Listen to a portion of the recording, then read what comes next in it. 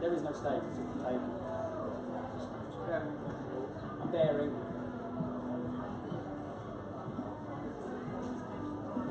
We have a guest. Okay, ladies and gentlemen, Elliot, Wallace now, we're talking about coffee, drinks come in, grab a seat.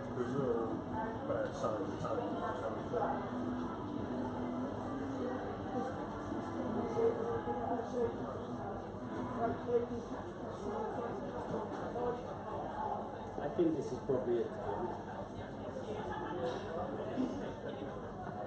Late, hello. It's like when you arrive late at a party and oh, don't look at me. Right, I think we'll start. I think, hang on.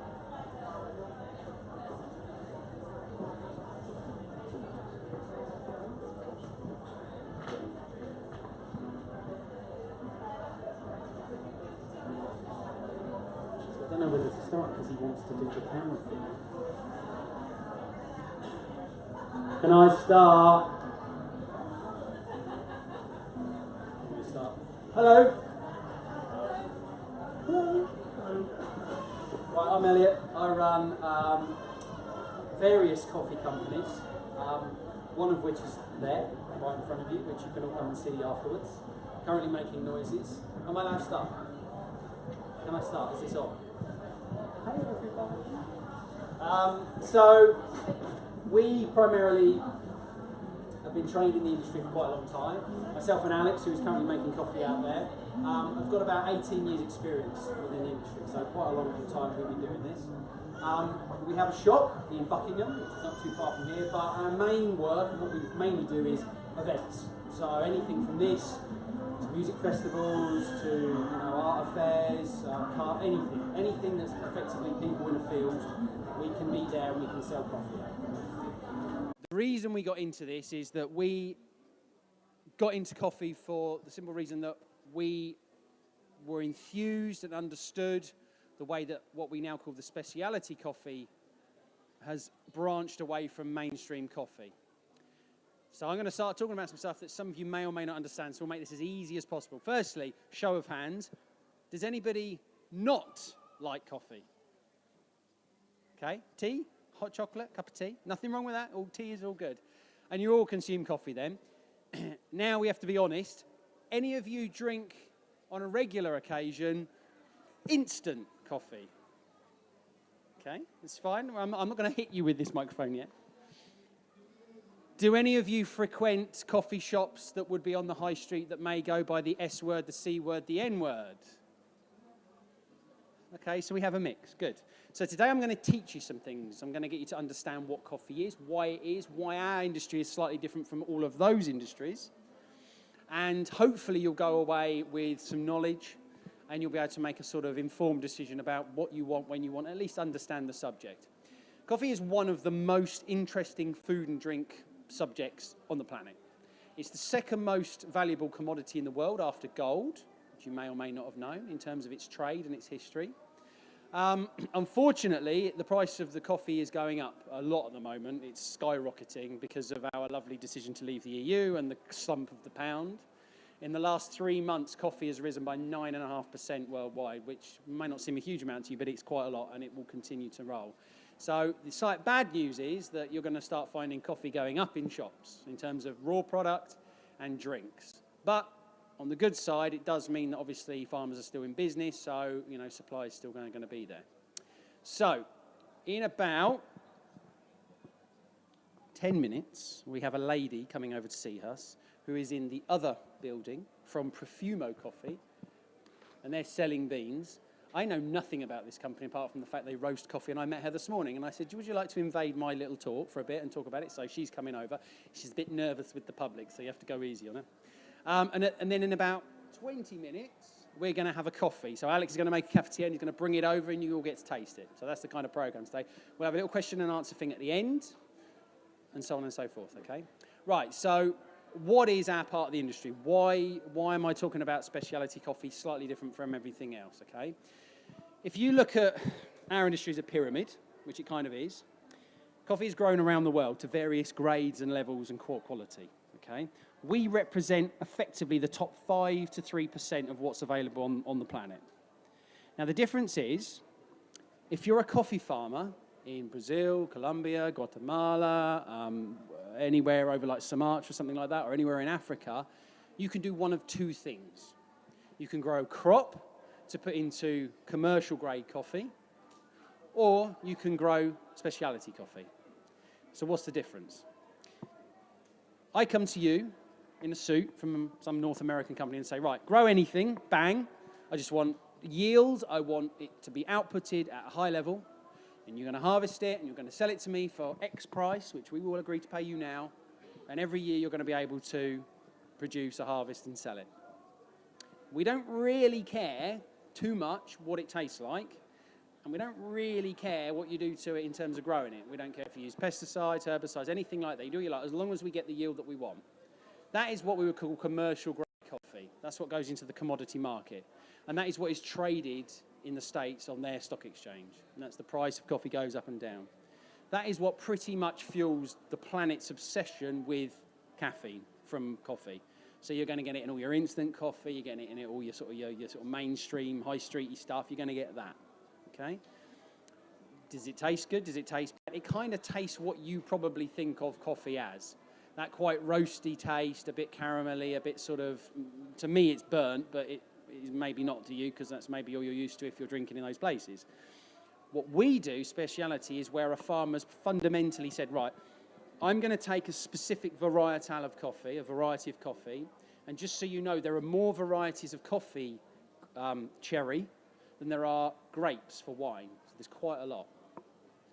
So we're going to take that and we're going to cultivate it and we're going to make it good and good and good, and we're going to do what we do to it. Some are organic, some are not organic, and then we harvest it purely for what this is going to be like in terms of flavour. Then they take it to market and they hopefully fetch a good price for it. Now the plus point of that for our industry is we get to buy some fantastic coffee, and we can then make it, and we're drinking it for the reasons that it tastes like. And I've got a selection of a few here which we're going to pass around in a second.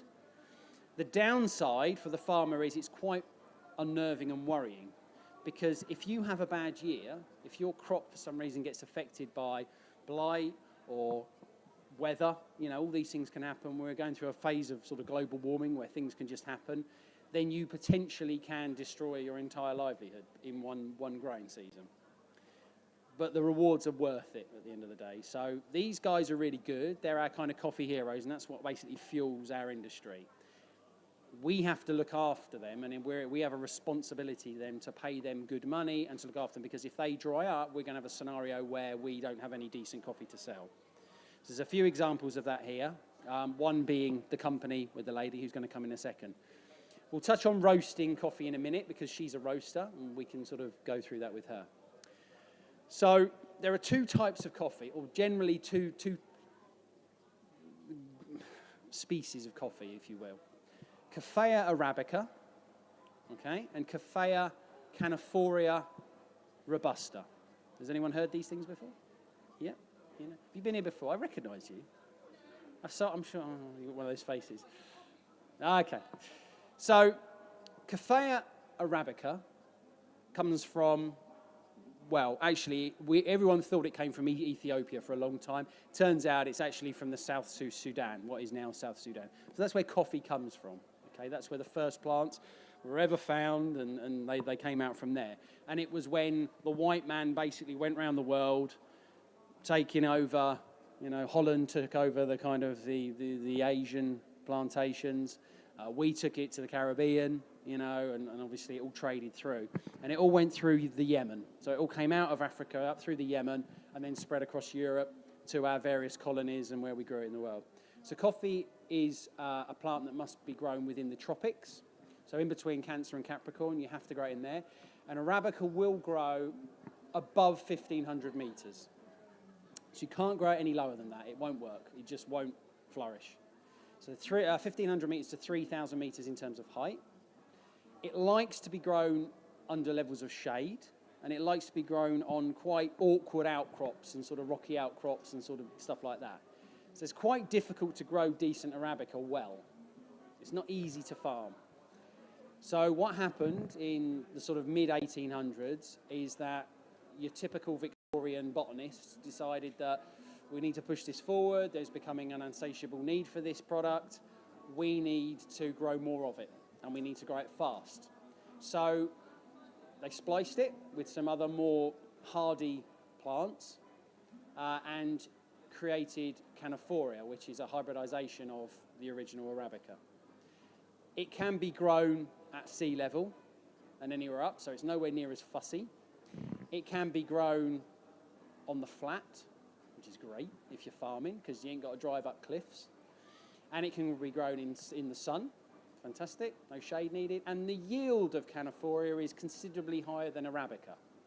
Wonderful, everything's perfect from a commercial sense. But you know exactly what I'm going to say now. The quality of it was considerably worse. So Robusta beans, typically, although very easy to work with as a business, don't produce a particularly desirable taste. It tastes kind of like coffee, but not great coffee. Okay, so where is Robusta used? Again, you'll get that in your sort of instants, your vending machines, your Costa Expresses, your pods from Nespresso. You know, this has all got a lot of Robusta in it. They use it as padding or packing coffee to give that flavour. Okay, there's nothing wrong with it. It's just what it is. Pretty much everything we sell within our industry is Arabica, 100% Arabica. And much like if you buy expensive wine, we are specifically getting a roaster to roaster coffee for the flavour of that one bean. Celebrating it, drinking it, then it's gone. Coffee is so dynamic that every single lot from every farm can be wildly different in flavour. That's how temperamental it is.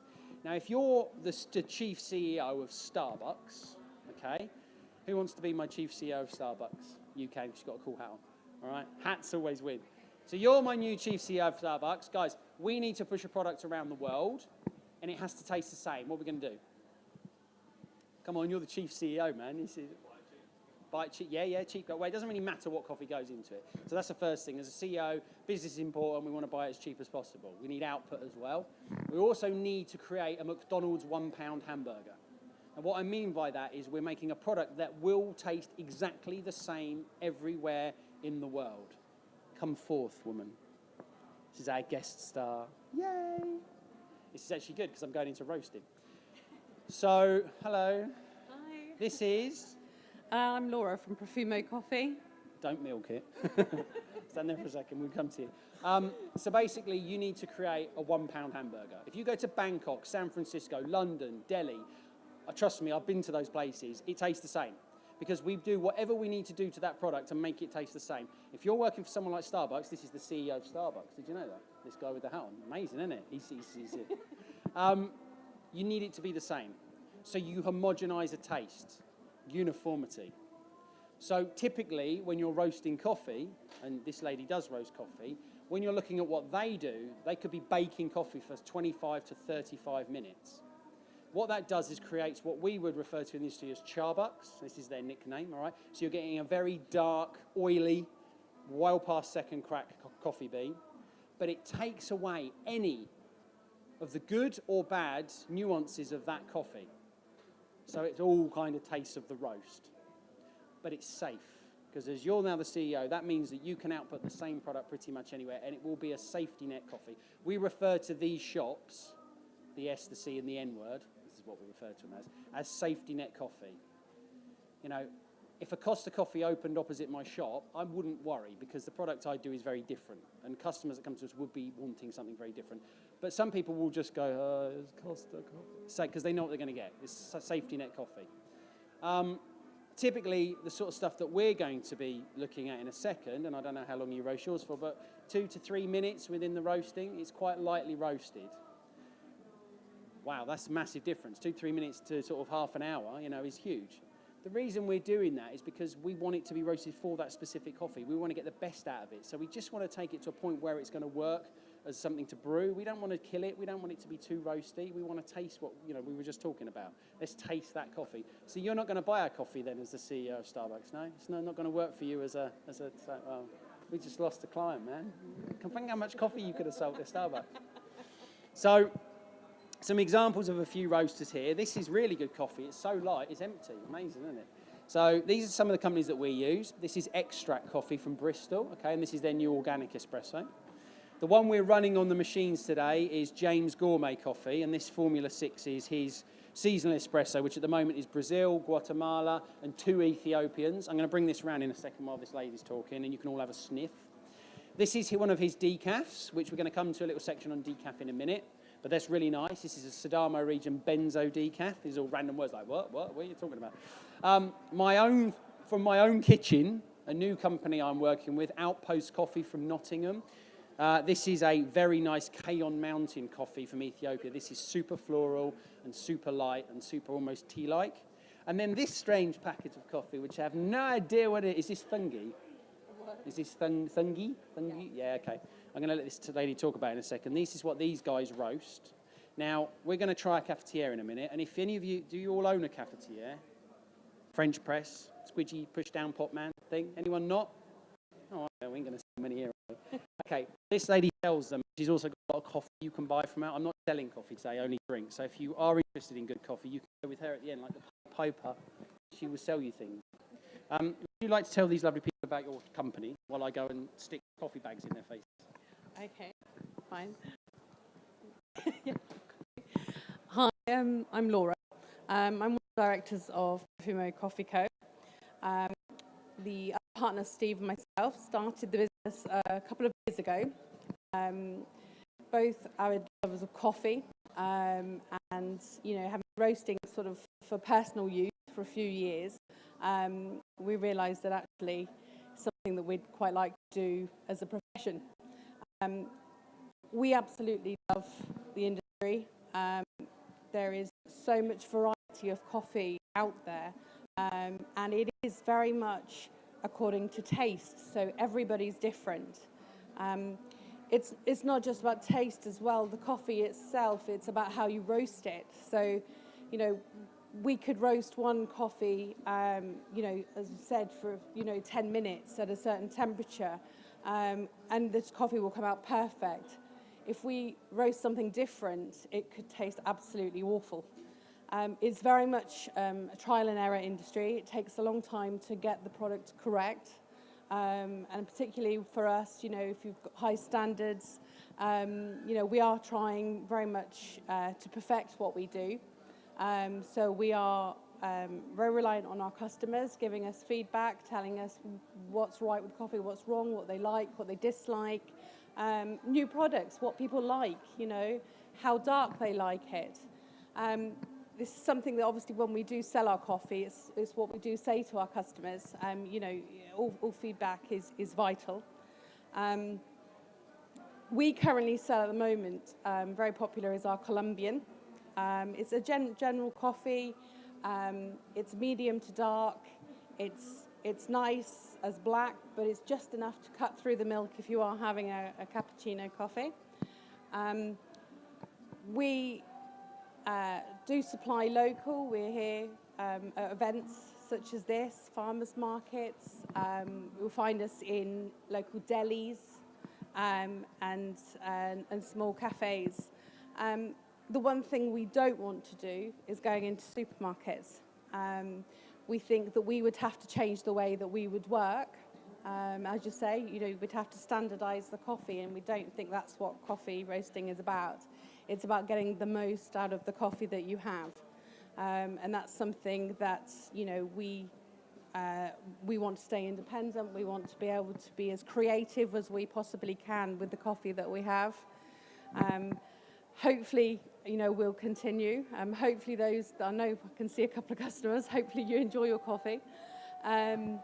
It's a say feedback is everything, and it does alter the way we do things. I think as well the way the coffee industry in general does things. So thank you very much. Thank you very much. Right. Could you do me a favour? Can you just give one coffee bean to every person very quickly? One coffee bean. One coffee bean to every person. Yeah, I need them because we're going to do science. Is that stereophonic if I do that? Right, you all smelt that. Did that smell like coffee that you think that you remember coffee like, or did it smell slightly different? Does it make any sense? Coffee, shop-bought coffee, commodity coffee can be quite dark, so it can be a little bit charcoaly and a little bit oily and a bit roasty and a bit toasty. You know, like when you burn the bread in the toaster in the morning, that sort of smell? That doesn't smell like that. This is quite sweet, biscuity, cake-like, chocolatey, because it's such a light roast. Now, this lovely lady is going to give you a coffee bean in a minute, and I'm going to show you the technicalities of what this is. So, where do coffee beans come from? Oh, what? No. The plant. Looks kind of like a laurel bush, for want of a better thing. You all know what laurel looks like? Kind of big green leaves, yeah. And on it grow big cherries, about yay big. Okay? And those cherries grow, and they go from like a green colour into sort of like a mauve colour, and then into red, and then like a dark purpley red. And typically you're looking to make a pick. One pick a year, that's all that they do. And they only harvest once a year. Some farms do what they call a triple pick, where they'll pick bushes 3 times. You know, like brambles, blackberries. Yeah, they don't all come to they don't all ripen at the same time, do they? So same sort of idea. You would go and you do. Right. If you went blackberry picking tomorrow, which would be a bit hard because they're all dead now, but if you did tomorrow, and I said to you now in this cup, I need you to pick 60 blackberries. How long do you think that would take you to pick 6 well thought out picks?